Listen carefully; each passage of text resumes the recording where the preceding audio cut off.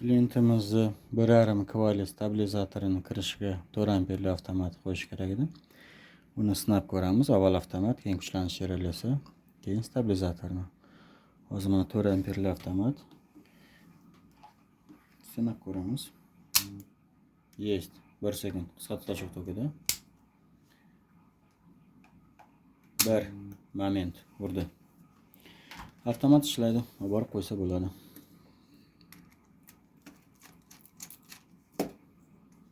Ba'zilar avtomat teskari urlasa urmaydi deydi-ku. Hozir avtomat teskari urib ko'ramiz endi. Oyog'ini osmonda qilib. Urishga ko'radi, lekin ba'zi bir nyuanslar bor. Qonun qoidasi bor. Nima uchun teskari urilmasligi kerak, nima uchun tepa kirish, past chiqish bo'lishi kerak. Hammasini qonun qoidasi bor va bu yerda yozib qo'ygan. Va avtomatda tuzilishi ham shuni taqozo etadiki, kirish tepadan, mana baland keladigan qism.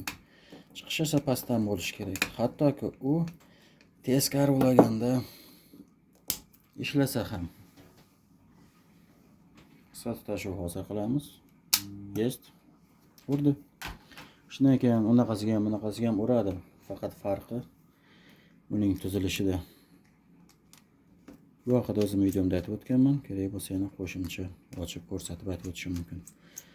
YouTube kanalimdagi videolarimda buni ko'rsatganman. Nima uchun tepadan ulanadi, nima uchun pastdan va sxemasi bo'yicha tuzilish, расшифровкалari hammasi.